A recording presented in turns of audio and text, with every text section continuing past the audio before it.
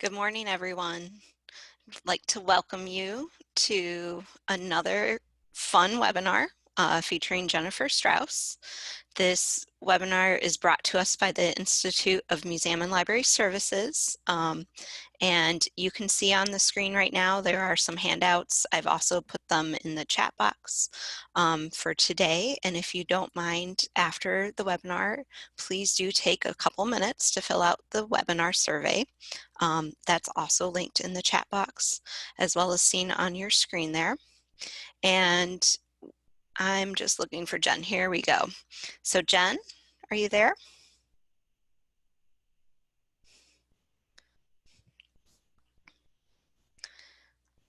I can't unmute myself. Okay, I unmuted you. Sorry.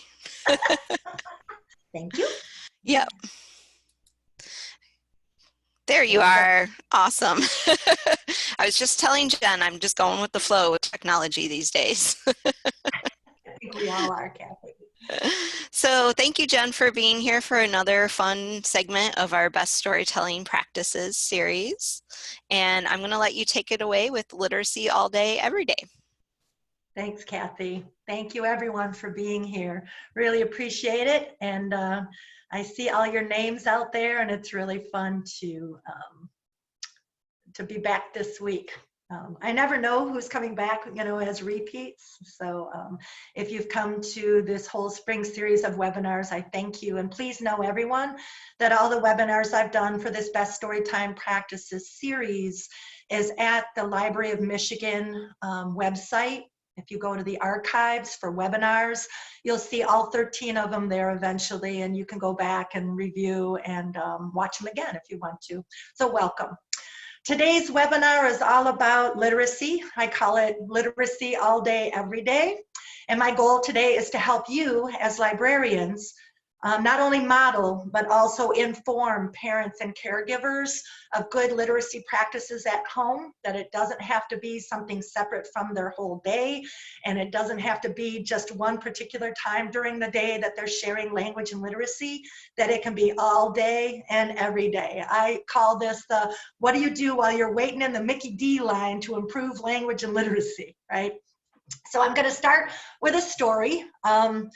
I always think it's inspiring to start with a story, and then we'll move on into the webinar and all the things that I have to share with you today.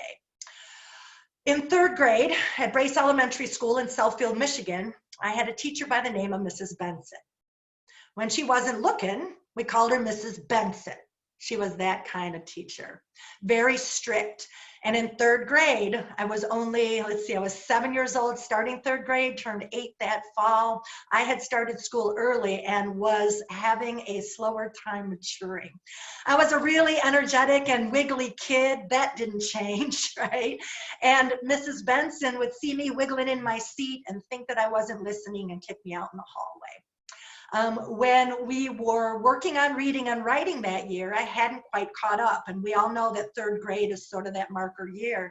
And I was doing my best to be a good writer, but it wasn't at the standards that she was looking for, and my papers would come back with red grease pencil marks all over them. It looked like Mrs. Benson had killed my paper. By the end of third grade, my self-esteem had been lowered and my feelings about school had been lowered, and I was really glad when third grade was over, because I was hoping that fourth grade was going to be better.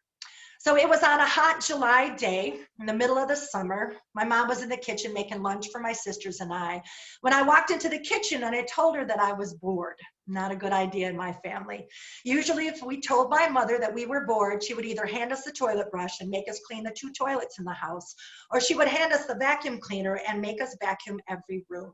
But that day when I told her that I was bored, she didn't get the toilet brush or the vacuum cleaner. She went into the closet next to her bedroom and got out this box. Now, I had never seen it before.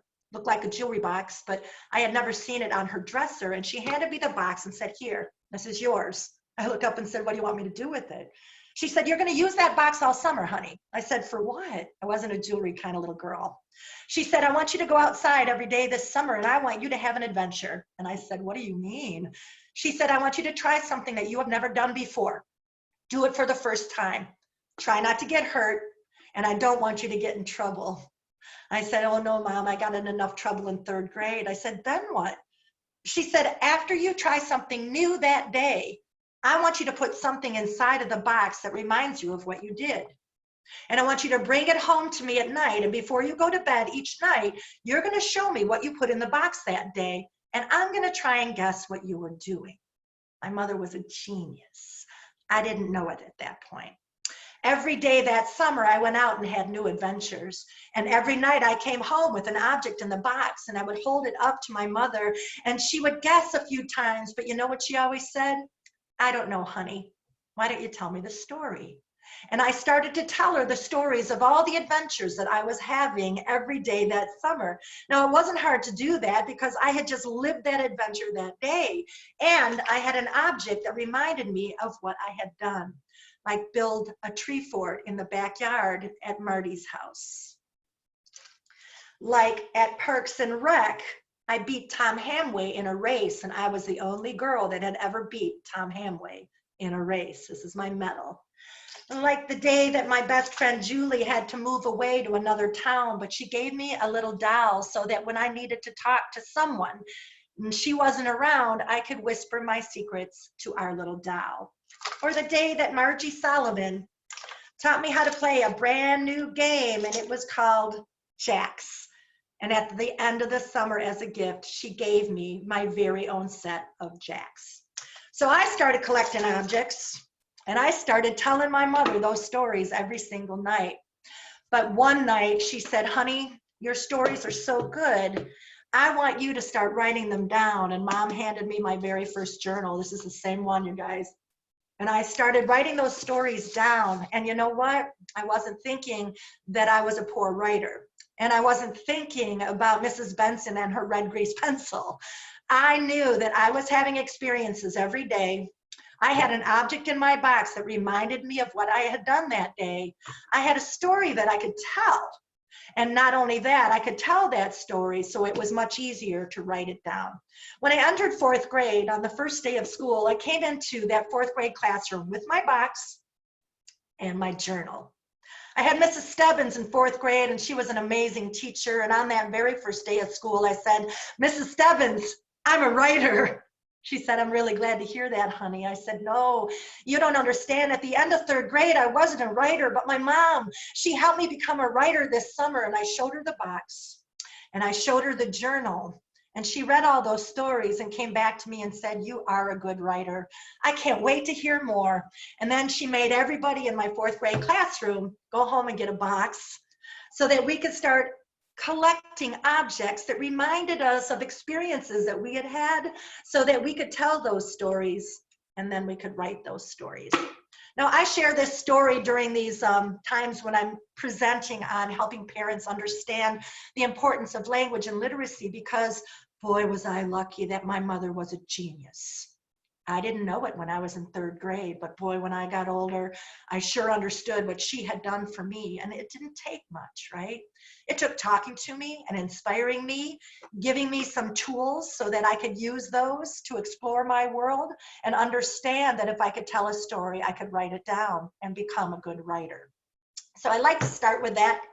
And I want you to know that every time that you've done a story time or a family program, you are the mentor. You're the mom person. No gender issue there. You're the mom or dad person. And you are up there modeling good language and literacy practices. And you've been doing that for a very, very long time. Now, today I'm going to give you some other tools in case you want to model that a little bit differently, or you want to have a family night that's based on literacy and language and giving those families ideas that they can take home and use at home. Or you want to hold a parent night without the kids so that you can just talk to those parents about things that they should be doing at home to help their little ones grow in language. So please know that you've been mentoring and you've been modeling these good practices in every story time that you've ever done. And I hope they've been paying attention to you. And I hope that they've been using some of those practices when they go home. So the first thing I want to suggest to all of you, and you may already do this, is that you have the Storytime house rules. You know, the movie, The Cider House Rules? The Storytime house rules are really important if you're going to get the most bang out of your Storytime buck. And here's what I mean by Storytime house rules. Make sure that parents and caregivers are invited to be an integral part of the story time. They are invited in to experience that story time with their little one, right? Not sitting in the back on their cell phones. Forgive me if I sound cynical. But they're not in the back, and this is not a time where they get an hour off and you get to entertain their children, and when you're done, they take them out. This is a time for them to be involved. So invite them to be an integral part of your story time. That's number one rule. Number two, have them sit together with their little ones. Now, for infants and toddlers, that's pretty easy to do, sometimes on their lap or sometimes in the chair right next to them. But when it comes to the preschoolers and older kids, sometimes what happens is they'll come and sit up front, parents will sit in the back, and it's a lost chance for interaction. So please invite them to sit together, blankets on the floor, chairs that are together. And you know what? I always set my room up in a horseshoe shape, a half a circle or horseshoe, so that you don't run into that situation where somebody's coming in and sitting in the very furthest row of chairs and not interacting at the same level. So I always make a horseshoe shape and room on the floor for families to sit together on the floor or in chairs if they're more comfortable. And in that horseshoe fashion, everybody has a clear vision of me as I share stories and I share songs with the group. So everybody can see and everybody can participate, right? So I encourage you to try that shape if you haven't done that so far. A no cell phone rule, really hard to enforce, I know. But if you have that expectation with every story time, they're gonna get used to that. Cell phones off. If they have to leave them on airplane mode or on vibrate, if they think they're going to get an emergency call during your story time, but please have them turn those cell phones off so they can be directly involved in the story time and paying attention to their little one, right? And then the last rule, let them know that you are modeling best practices. And while you're giving that story time, you can stop and tell them why you're doing what you're doing. For instance, we're going to keep a rhythm in this song. I want you to use your hands on your lap.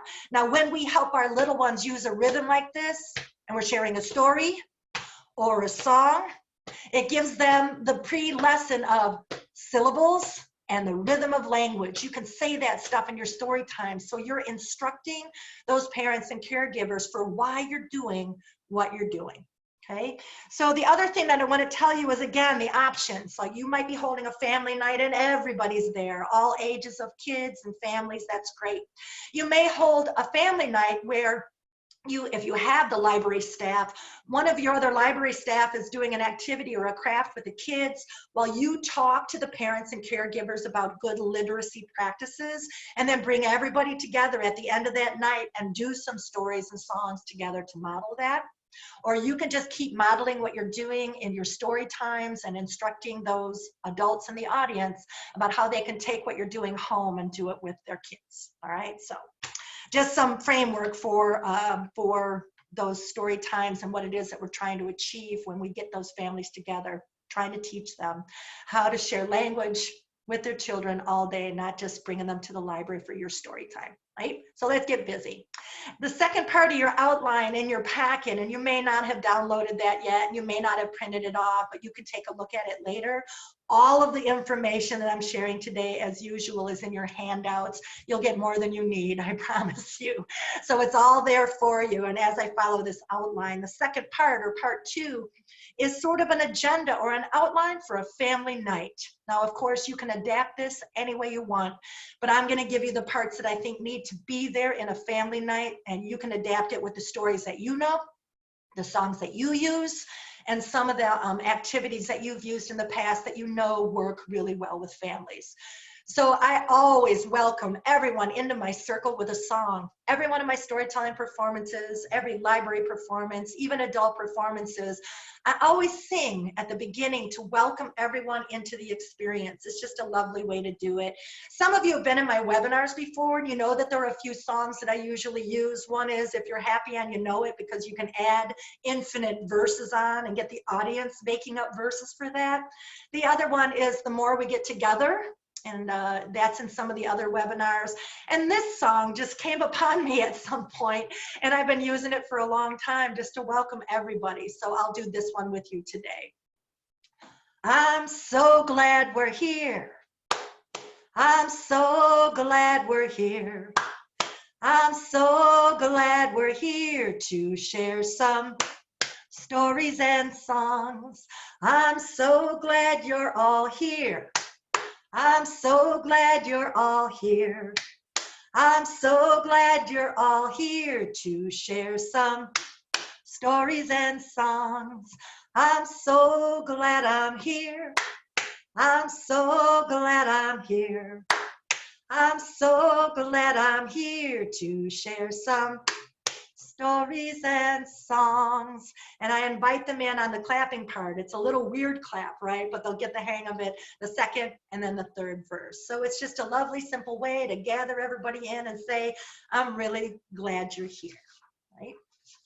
So no matter whether it's just parents or little ones in the audience, I always cover 5 essential keys to language development in their little ones. And I do this with everybody, and I try and make it entertaining and fun as we do. Number 1, this is in your outline too. Number 1, we're all storytellers. Our human brain is hardwired for story. It's really our human birthright. It's the first language that any of us use when we learn how to talk and share our worlds through language. And it is the very way that we learn how to read and write later. So our brains are hardwired for story. We think, we learn, and we retain information in images. Story images that our brain translates into meaning. So they need to know first that they're storytellers. And I'll often say, I want you to shake the hand of somebody in your family or nearby and introduce yourself as a master storyteller. And they'll giggle and laugh and they'll do that part. They are storytellers. So you're inviting them to engage in a skill that's already theirs. Number 2, I call it your child's brain on language.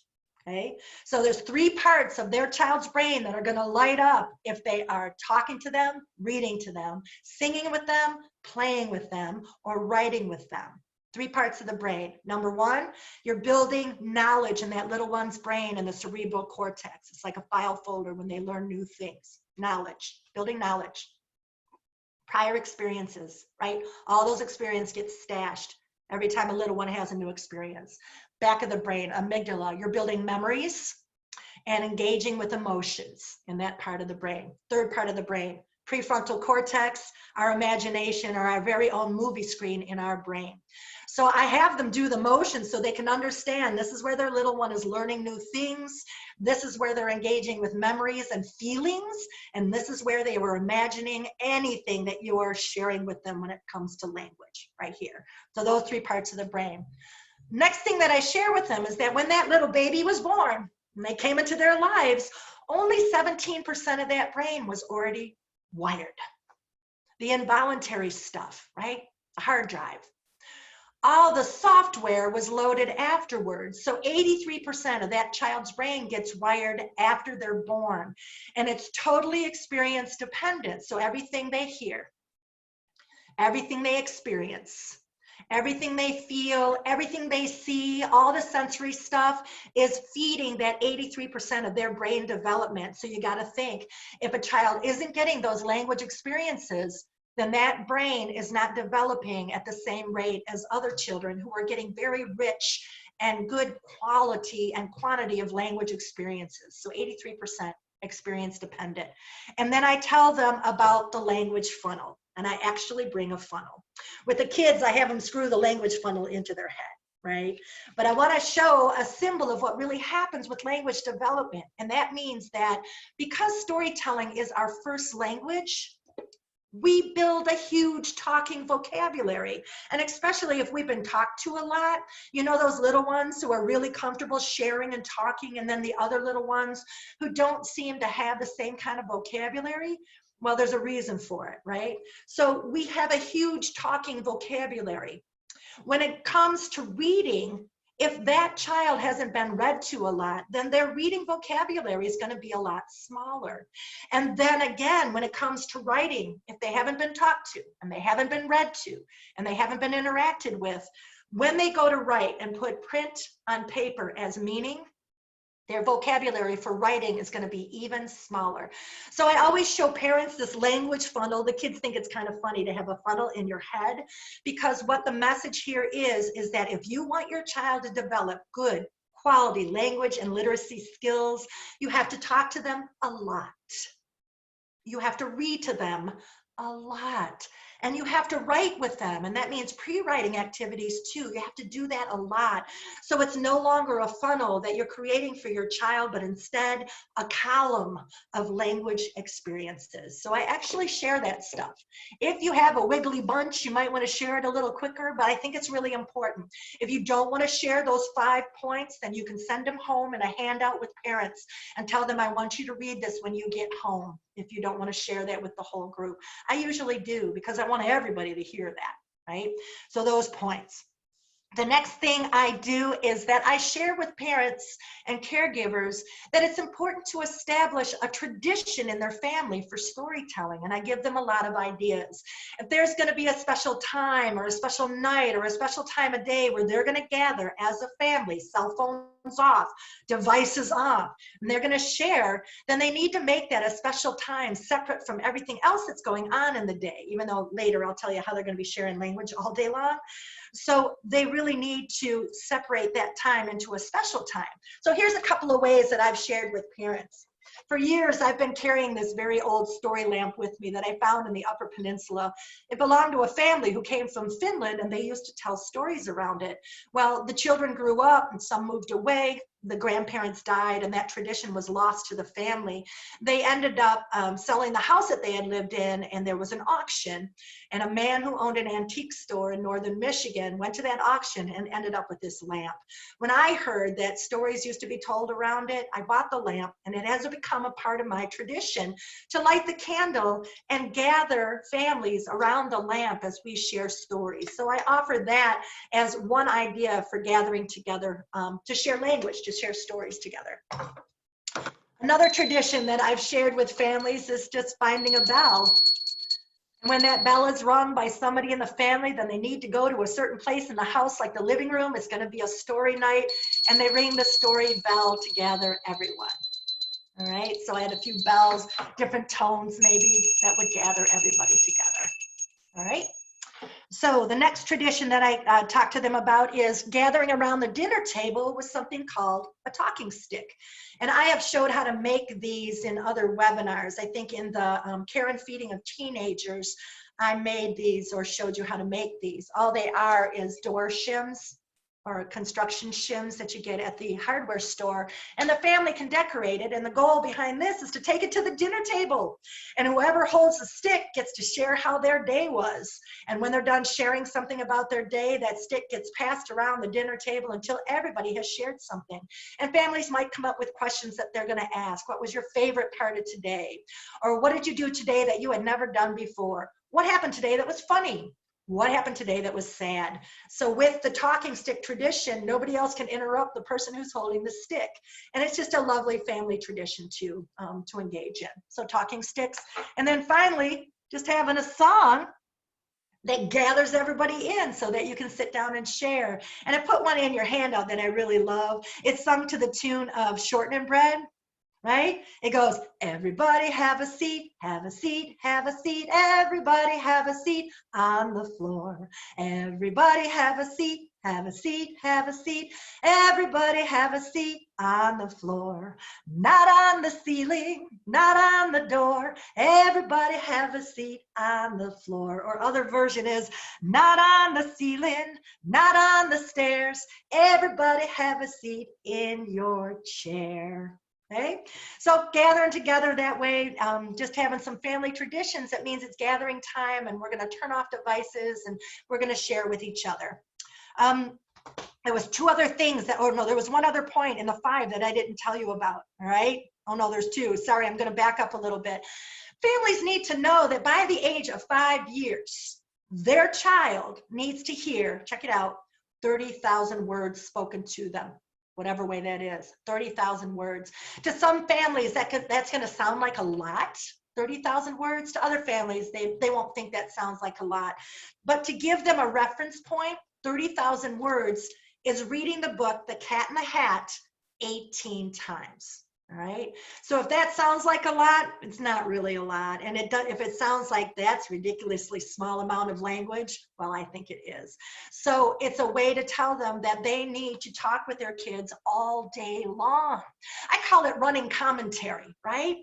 It would look like this if you wanted to model it. You would go into your little one's room in the morning to wake them up, and you might have a wake-up song. Rise and shine, sing out your glory, glory. Honey, it's time to wake up. Mommy's so glad to see you. It's going to be another wonderful day. Get the little one up and say, okay, what's the first thing that we need to do? We need to go down and eat breakfast. What do you want for breakfast? Cheerios? We can do that.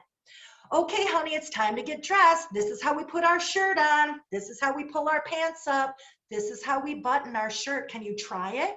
Oh, that's so great. You got one of your buttons all by yourself. You get the picture. Now, for some parents and caregivers, their lives might be so stressed that that feels a little overwhelming. But the point is, as much conversation and talking as you can engage with your little one is going to get those 30,000 words in, right, to build that vocabulary. And so it comes in many different forms, right? I caution parents about screen time. Too much screen time is not going to let that 83% of the brain develop. In fact, scientists have shown that children who spend too much time in front of the screen are really only activating their amygdala, the emotion and memory part of their brain. It shows that if they engage in too much screen time, even when they leave the screen, their cerebral cortex and their prefrontal cortex are quiet for hours after the screen time. The average American school-age child is spending 49.5 hours a week in front of a screen. And that's an important statistic to share with our parents and our grown-ups. And then finally, we introduce them to the 5 practices. And you guys have heard me talk about this so many times. The ALA, 5 practices for language and literacy development: speaking or talking, right? Reading, singing, this is in your handouts, playing, and then writing and all those pre-writing activities that are so important for development of motor skills. So I talk to them about that. So then we get into some storytelling, right? So you've welcomed them in with a song, you've given them a little information if you want to give it that way, or a handout that they're going to read when they get home. We talk about family traditions and how to establish a tradition around sharing language and story at home. And then I start using storytelling with them. So one of the stories that I love to share, and I also love to model that it's okay to be silly, right? So I'm going to put on my turtle hat at this point in the family night. And I know it's really hard for some adults to let go and be silly, but you're the one to model this, right? And I always tell them I get paid to be silly, and that's a really good thing. So I've got my turtle hat on. And I'm going to show you in a minute how to make a simple version of this. But this is a story, a very traditional story that I've been sharing with families for a long time. Traditional stories are wonderful. They are those stories that are in the public domain that don't have an identifiable source, and so there's many, many versions. I'm going to tell you a really short version of Turtle today because it's in one of the other webinars, but I'm going to tell you how I share Turtle with the families. Every age kid, even the teenagers, fall in love with Turtle, right? So Turtle's just a wonderful, wonderful character. And I tell them that Turtle is our Michigan State reptile. He's a painted turtle, right? But Turtle has his own story, and he has a problem, and maybe some of you have the same problem because I have it. Turtle loves to talk, and he talks all the time. In the morning when he comes out of his shell, it looks like this. Oh boy, it's another day to talk. I'm going to talk all day. This is going to be a wonderful day. And our friend Turtle talks all day. At night, he knows he needs some rest, and he climbs into his shell. But if you put your ear up next to Turtle's shell, you will hear him talking in his sleep. He says, I have no idea what he's talking about, but sometimes he talks so loud in his sleep that he wakes himself up. And he comes back out of his shell and says, oh boy, it's another day to talk. I'm going to talk all day, and this is going to be a great day. and he talks all day. So you introduce Turtle. You make the entire audience the flock of geese that need to be in this story. So I have them tuck their thumbs underneath their arms and do some flapping. Now they're going to start squawking, and that's not what we want. It's okay, but you're going to say, no, we're just going to flap our wings because in this story, we're trying to stay warm, right? So it was the fall of the year. And even in northern Michigan, it was only October, but the snow was coming down, and all the geese were standing on the shore of Lake Michigan, and it was so cold that day, they were flapping their wings to stay warm. Let's do some flapping. The old goose said what he always said, it's getting kind of cold. Time for us to fly down south where it's nice and warm. Every year when the geese left to fly down south, their friend Turtle would be really sad. And he would come down to the beach and he would say, please don't go. Please don't leave me here all by myself. No one to talk to in the wintertime. And then Turtle would say it, take me with you. And every year the geese would have to tell Turtle the same thing. Turtle, you can't come with us. You don't have, pause, wings, right? You have to stay here and we promise we'll come home to you in the spring. But Turtle would be so sad that he would climb into a shell where he would stay for a long time. Well, one year the geese were getting ready to leave and Turtle came down to the beach and said, don't go, please don't go. And then he said it, take me with you. And that year the geese said, Turtle, you know that you can't come. You don't have wings. And they walked away to get ready for the trip, but there was one goose who was Turtle's good friend. And he wasn't going to leave his friends sad. Turtle was inside of his shell feeling sad that his friends were leaving when his best friend came over and said, Turtle, come out of there. Come on out. We're going to think of a way to take you with us. And when Turtle heard the sound of his friend, he came out and said, oh boy, do you think we could think of something? It would be great if I could go down south with you. We could talk all the way down. We could talk all the way home. We could talk all winter. This is going to be Turtle. Turtle, come here. You can't talk and think at the same time unless you're a mom. Now put your head next to mine. We're going to think of a good idea. And Turtle waited. And the goose thought, but Turtle couldn't wait very long. He said, have you thought of something yet? I know you're going to think of a good idea. Then you'll tell me, and we're going to go do it, do it, do it, do it. Turtle, will you come here? You can't stop talking, can you? I know, I still love you. Can you listen for a minute? I thought of something. What are you going to do? What are we going to do? What are we? Wait a minute. Can you listen? I'm going to go down to the beach and get a stick. I'm going to bring it back up here. I'm going to bite one end of the stick with my bill. Chink. You're going to bite the other end with your big, strong jaws. Kink. Now, if I'm holding on to one end of the stick and you're holding on to the other, all I have to do is, pause, the audience will fill in, right? Flap my wings. All I have to do is fly, Turtle. You're going to fly down south on the end of a stick. What do you think? Good idea. Really good idea. You should go get the stick and I'll wait for you. You bring the stick back here. You're going to bite one end. I'll bite one end. We're going to fly. I'm so excited. Turtle, there's something you have to remember or this is not going to work. All the way down south, when you're holding on to the stick, you cannot, wait for it, they'll say it. You cannot talk. If you talk to me, you're going to fall off the stick and it's a long way down. What are you going to do? I won't talk. I sure hope so. So the goose flew down to the beach and got a stick, brought it back. The goose bit one end of the stick with his bill. Ching. Turtle took a hold of the other end with his strong turtle jaws. Kink. He was holding on for dear life and all those geese started to fly.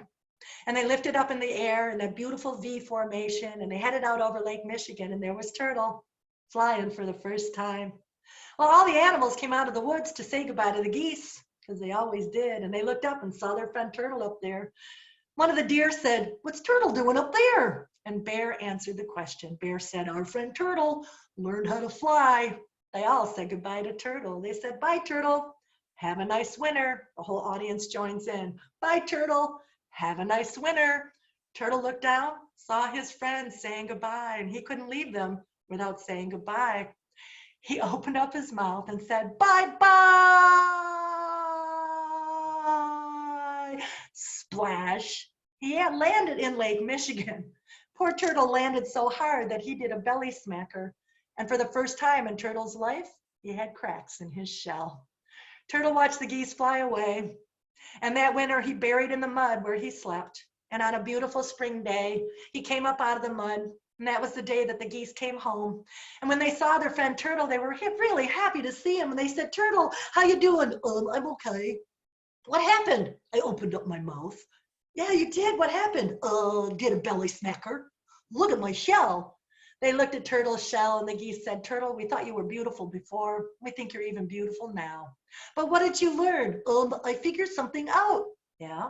Sometimes it's okay to talk. Yeah, that's true, Turtle. Sometimes it's better not to talk. That's true, too. From that day forward, the geese always made that long journey down south. And Turtle always sleeps in the mud in the winter. But on a beautiful spring day, Turtle will come up out of the mud and be greeted by his friends, and they're always happy to talk to their friend, Turtle.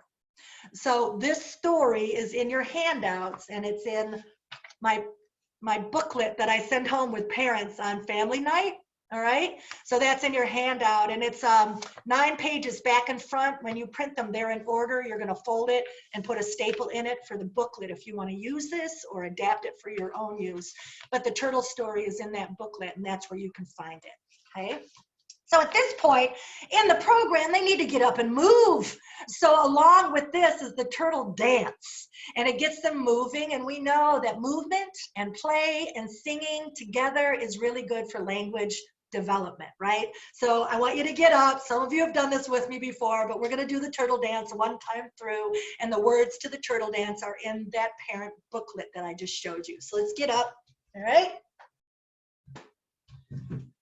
All right, I'm gonna move this up just a little bit. And the turtle dance goes like this. Turtle paws up. You know the song, I just changed it. We do that all the time. Have you ever gone swimming on a bright and sunny day? All the little turtles swimming up and down the bay. And you better have those dads up doing this too. You know how they stand back like this? You know the ones, right? Yep. All the little turtles swimming up and down the bay with their hands in their pockets and their pockets in their pants. Lots of giggles, right? You didn't know that turtles wore pants. All the little turtles do the whoopie doopie dance, and we go around the circle. Da da da da da da da da. Da da da da da da da da. Hands in their pockets and their pockets in their pants. All the little turtles do the whoopie doopie dance. All right, so you have this recording, right? You have the words in your handbook, but I'll do it a couple of times with those kiddos and their families.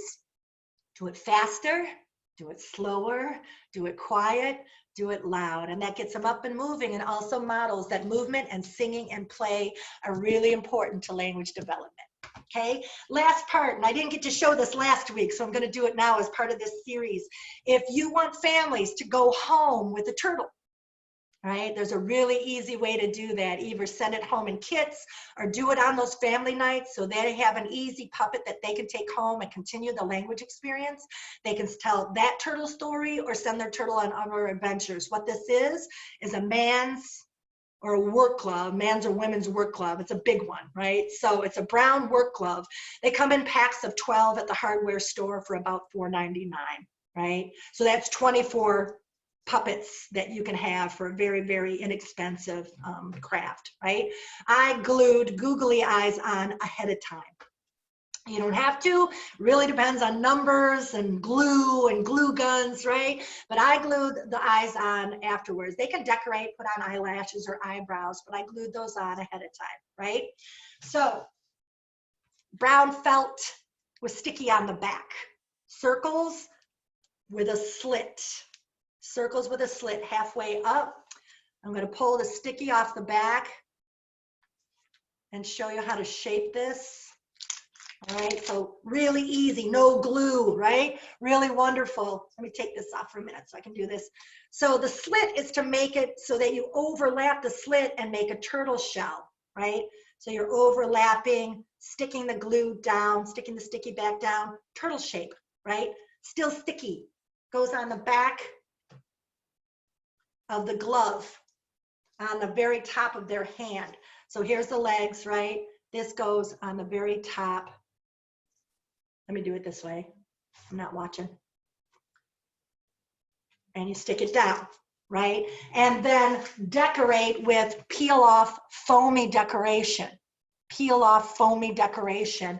so that they can decorate the turtle shell. If they want the top and the bottom so that when he does the belly smacker and he gets cracks in his shell, you can have that available if you want to have two of them, give them two of them, right? So that's a really simple way to send them home with a turtle puppet without using glue guns and glue and messy stuff. Everything has sticky on the back, and they can continue to decorate these when they get home, okay? So turtle, a whole turtle series to get them moving, share an old traditional story, get them up and moving their bodies, and then doing something with it that can help them continue to share those stories when they get home, all right? All right, moving on. The next thing that I usually do after I share a traditional story and we get some movement and warm up a little bit is to actually read a book to them, right? And not just read that book to them, but then put that book down and engage them in play with that story. There's a whole bunch of stories that I have used over the years that are just wonderful for play. What makes them so wonderful is there's repetition. There's a simple storyline, and there's room for as many participants in that story as you want. So as people come up to participate, you can keep adding on characters so that nobody gets left out, and I love that, okay? So this is one that I'd like to share today. And you may have seen it before. There was one other webinar that I featured this story, I believe, 2 years ago. It's called The Squeaky Door, right? And it was retold by Margaret Reed MacDonald. So this is the point of the family story time where I would actually read that book so that I could model for the families how you actually engage in reading a book. It's not like this, and you don't just read the words. You and I know that, but a lot of families don't really know how to engage. To look at the cover, and let's read the title together. The Squeaky Door. Now, this is the person who made the book, and usually it's the author, but interesting on this one, it says retold by Margaret Reed MacDonald. Wonder what that means. Maybe we'll find out in the book, okay? And there's pictures by another person. This is the illustrator, right? Mary Newell de Palma. So let's look at the cover. Can you see that there's a little boy on the cover? He's right here. And what is he in? Yep, he's in a bed. And what is this that's covering him? They'll say blanket or quilt if they have that vocabulary, right? He has a blanket. This one's called a patchwork quilt. And who's in bed with him? He's got a kitty cat in bed with him. I sleep with my cat. How many of you sleep with your cat or sleep with an animal at home? And look at the look on his face. How do you think he's feeling? Yeah, surprised? Scared? Look at the kitty cat. How do you think the kitty cat's feeling? The cat's scared too, right? And so entering into the book, right? Now we all know that we need to show pictures when we're reading, right? When it's a huge audience, I usually use large books, the big books, so everybody can see the pictures, or sometimes I put the pages with the pictures up on a screen in a PowerPoint so they can see those pictures as I'm reading the book. Really, really important that they have clear visuals when we're modeling how to read a book, right? So I go through and open up and look at the pictures. This page is all filled with pajamas, and we can talk about what kind of pajamas they wear. We haven't even started reading yet, right? Lots of language experience. And I looked up here and it says, for the magical New Zealand teller, Liz Miller, who told me this delightful story. Oh, Liz Miller told it first, and our author is retelling it, her own version, right? So we would look at this page, and the little boy is in his pajamas, and what is he doing? He's standing in front of a sink, and he's brushing his teeth. I wonder why that's important. So we're asking questions, and we're engaging with what we're seeing, and we're asking questions of those little ones, and helping them engage with the book in a whole new way, right? So we would start to read. It looks like the little boy is in his pajamas. I see his backpack down here, and there's his shoes and socks, and that looks like the clothes he had on that day, but whose lap is he in? They might say auntie, babysitter, grandma, mom, right? She's got curlers in her hair. That's funny. Have you ever had curlers in your hair? Blah, blah, blah, right? So we're talking about everything that we're seeing before we start reading. Now, I'm not going to read this whole book because you know what I'm talking about, right?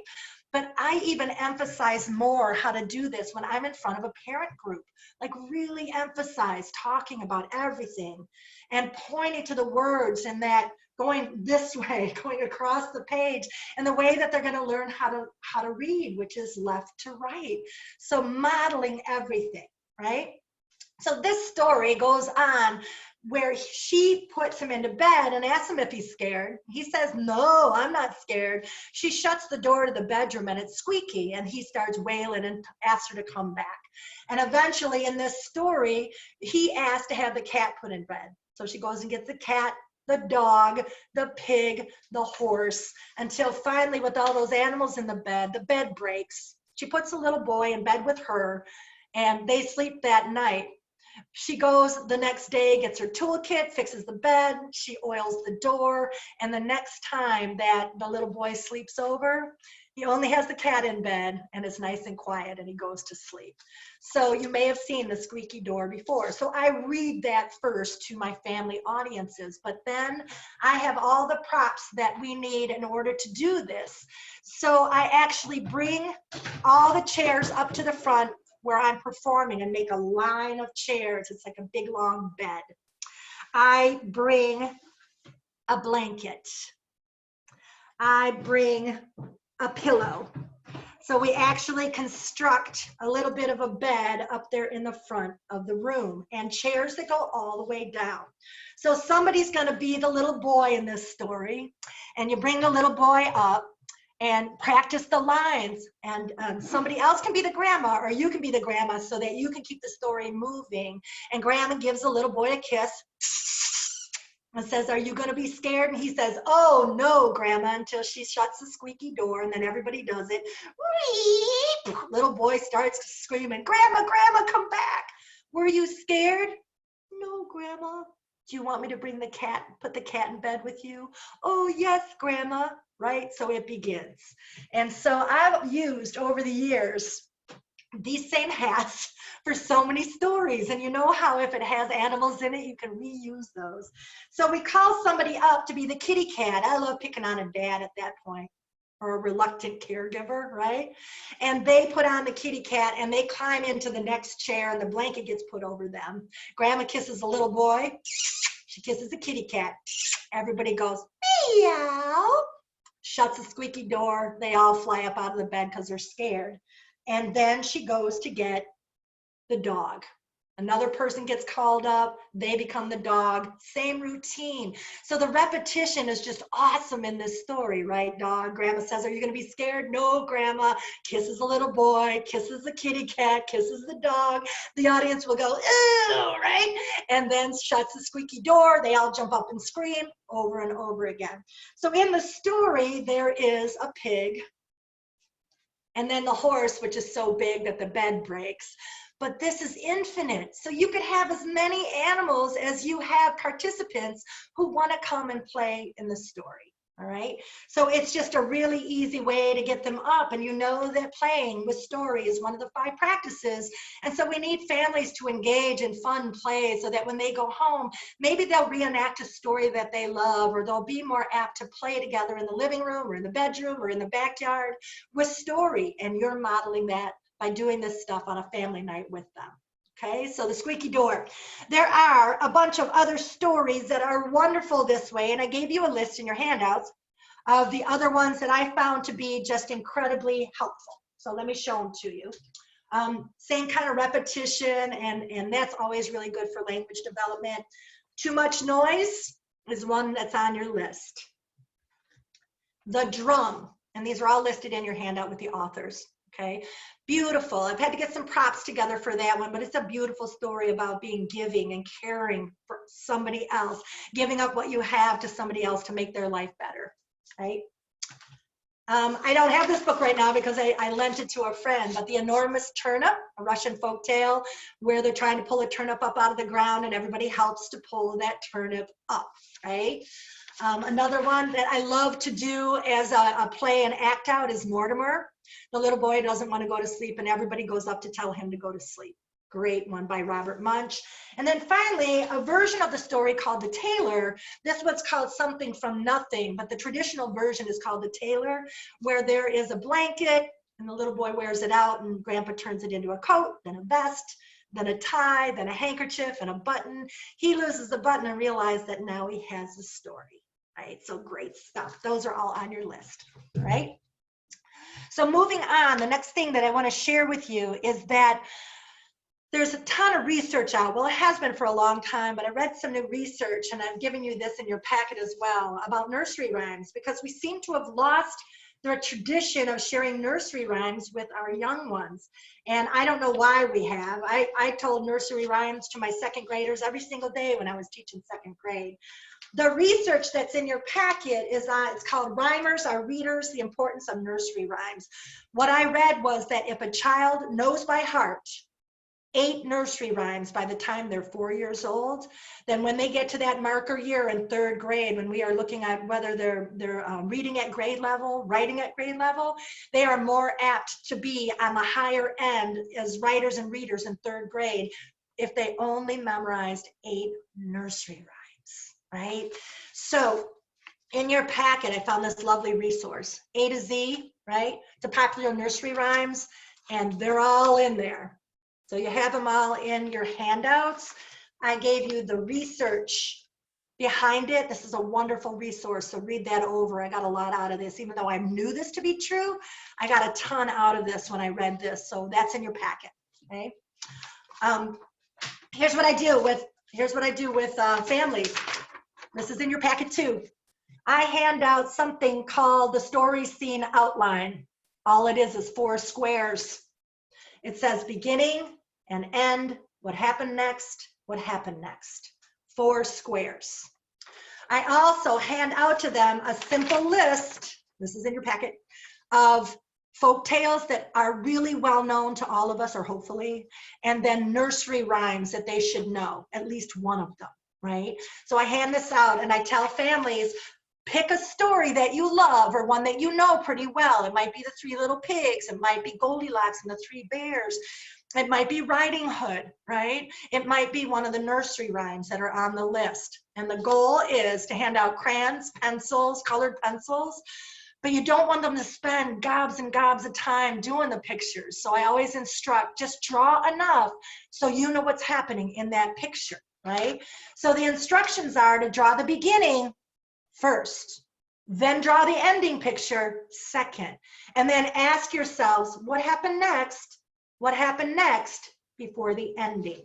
So I did one for this webinar, and I'm going to hold it up, and I want to see if you can guess what it is that this one is talking about here. And you can do it in the chat box, and Kathy, you can tell me if anybody gets it.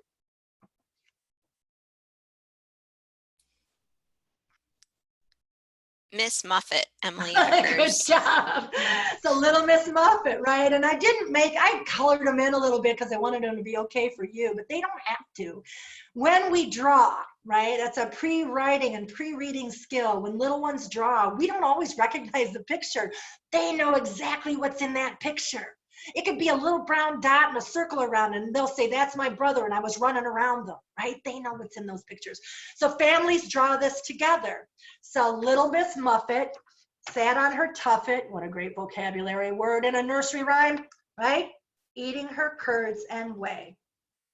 Along came a spider who sat down beside her and scared Miss Muffet away.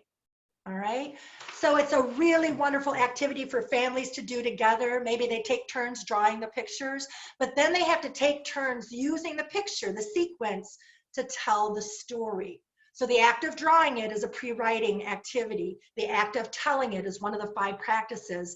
The act of sharing it as a family is an act of love, right?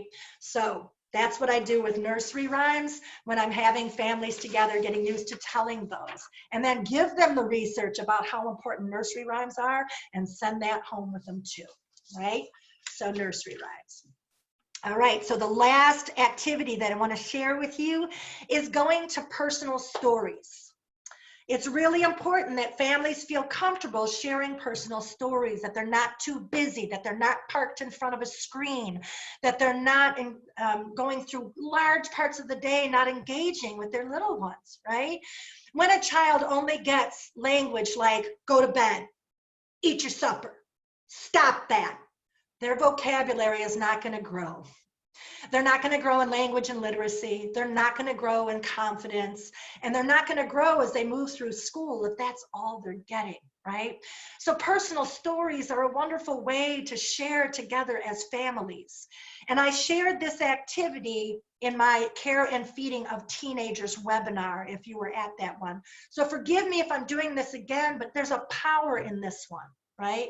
And usually when I'm in a family night, I tell them the story about what my mother did for me. And the last thing I pull out of that box is a Band-Aid, right? Because no matter how old we are, I do this activity with 5-year-olds all the way up to senior citizens, because if we're a human being, we've probably had a Band-Aid put on our body at one point. So it's a universal, right? Everybody has an injury or a Band-Aid story. So the way that I instruct them is to go to their imaginations and think of a time when they needed a Band-Aid, and think about where they were, what they were doing, who they were with, what happened when they got hurt, did anybody help them, and what did they learn? So we imagine it first. We pull it up on our movie screen.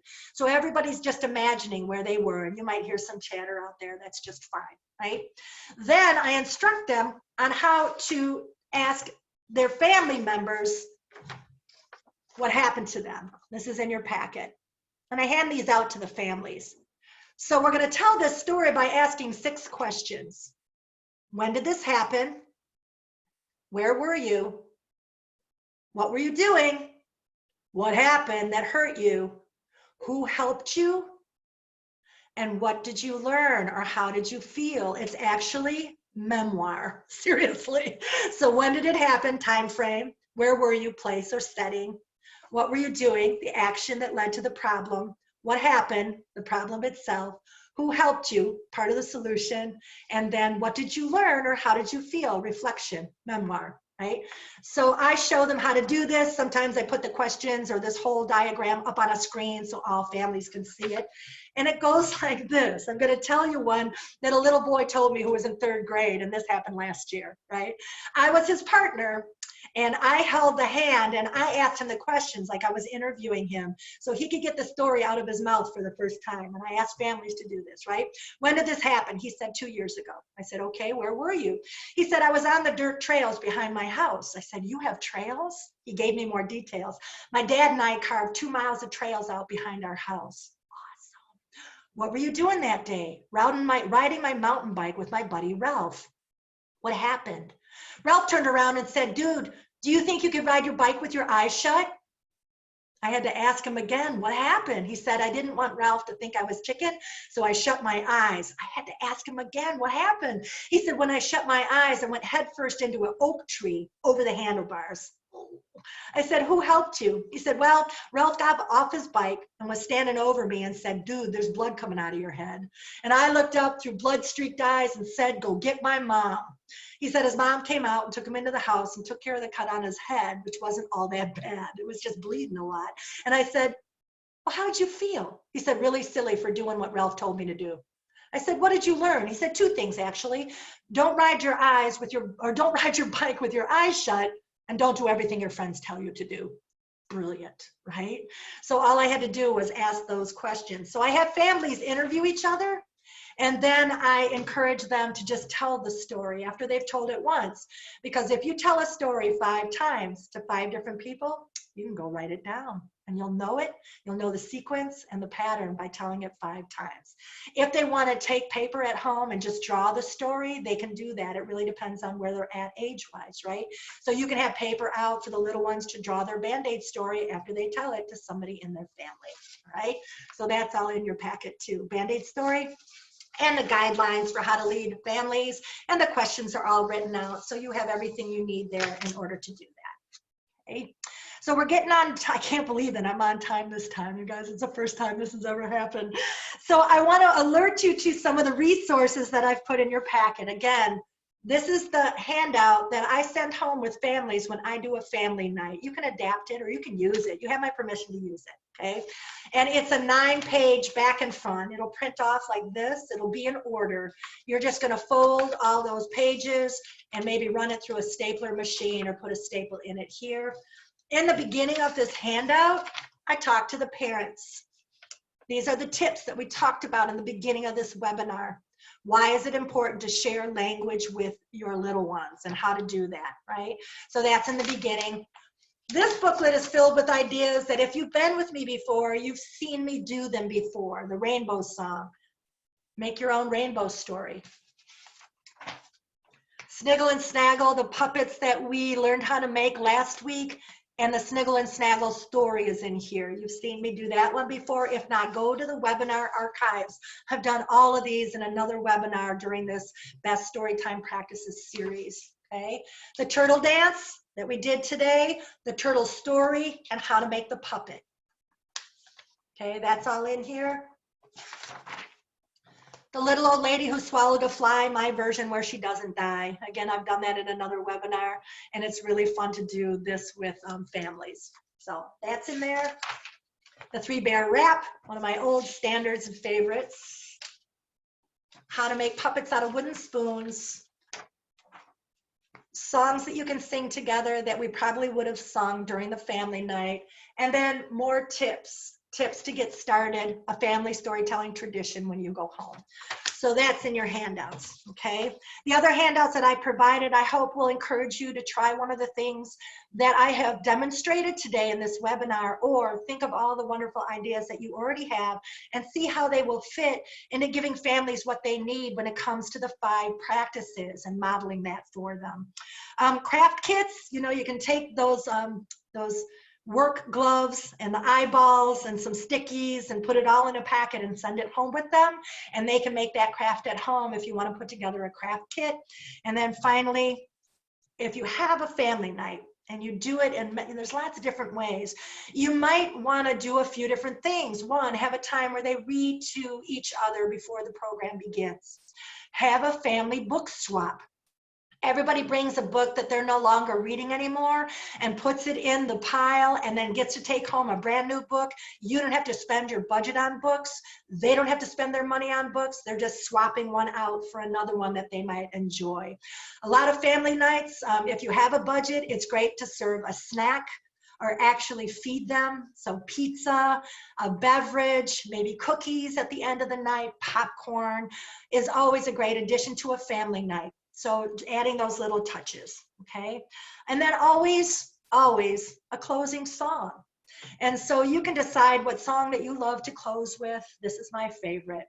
Love grows 1 by 1, 2 by 2, 4 by 4. Love grows around in a circle, comes back knocking on your front door. And you can add verses. Joy grows 1 by 1. Hope grows 1 by 1. Literacy grows 1 by 1. Comes back knocking on your front door. So I hope that these ideas have been helpful. Please go through the handouts. There's a lot of great information in there that I think you can use. And please know that you are the language and literacy heroes in my book. You are the ones that have been modeling good language and best storytime practices for years with your families. So a little bit special attention to them participating and getting involved so that they can feel like they're courageous enough to try some of these skills at home and know that language and literacy is all day, every day. It's not something that we just do once a day. And so that running commentary and talking and giving those little ones the language experiences they need to grow that 83% of their brain that's going to grow them into the brilliant human being that they were born to be and be good readers and writers later in life. So I thank you. If there's any questions, I'd be happy to answer questions. Usually I'm running late, so if there's any questions. Good timing, Jen. Yeah. We do have a question. Cindy was asking, how long do your sessions run for family literacy night? Family literacy nights, usually an hour, but we're moving and grooving the whole time. If your family night is specifically for toddlers and under, then I would shorten that up to 30 minutes, no more than 40 minutes. But to show them all this great stuff, I'm usually an hour, right? And it hasn't been a problem. But if you feel like that's way too long, then shorten it to 40 minutes where you feel comfortable and you're not going to start losing those little ones, right? Yeah. Fantastic. Any other questions? We had a little sidetrack during one of your stories, talking about doing our family story times online, how we're going virtual, Oh, yeah. possibly maybe taking family literacy night virtual. Yeah. Um, and we got into quite a discussion about Zoom or Google Meets versus Right. FaceTime Live. Mhm. And so nobody really has answers for this. It's No, just an you guys, interesting it's discussion. whatever you've gotten comfortable with. And my impression is that most people have gotten really comfortable with Zoom. Like I had a Microsoft Teams meeting the other day with a group of people who I thought would know the technology, and we had a whole bunch of trouble. So my feeling is that Zoom is more universal right now. That and Zoom came out, I believe it was on May 9th, and they gave you security tools, right? You Yeah. can lock the meeting, you can kick people out, you have security tools so you don't have to worry about that Zoom bombing that was going on early on. So I would say Zoom, and then you can keep the recording and you can use that recording for other purposes, download it to YouTube and use that recording again. So it's a great platform. I'm getting really comfortable with it. So I would say Zoom would be a good one to go with. And this is a great time to practice going off book, so that you can, avoid some publisher issues possibly, and using Right. puppets and props to make stories your own. That and those public domain folk tales, you guys, there's so many of them that we can use without worrying about copyright, like the turtle story, right? You can't trace the author. There's a version from Haiti I found, one from India, one Anishinaabe version from Michigan. I told you a shorter version. Sometimes I do a longer version where the geese are all doing yoga, and they're doing exercises to get ready for the trip. So adapting those public domain stories is a great way to keep away from that copyright issue. Yep. Great. Thank you so much, Jen. Thank And you we're all.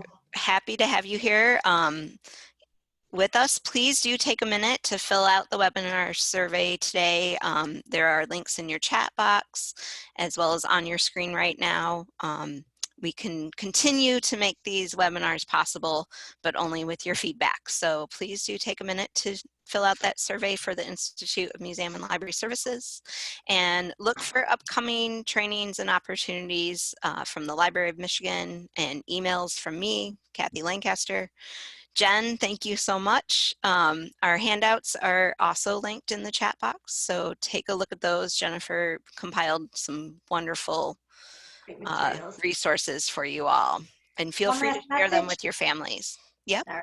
One last message. sure. Um, about 50% of the libraries that I booked with this summer, and there were 52 of them, about almost 50% are going virtually with me this summer. So they are going virtual. So I'm available to do any of these virtual programs for you and your libraries and your patrons if you're interested.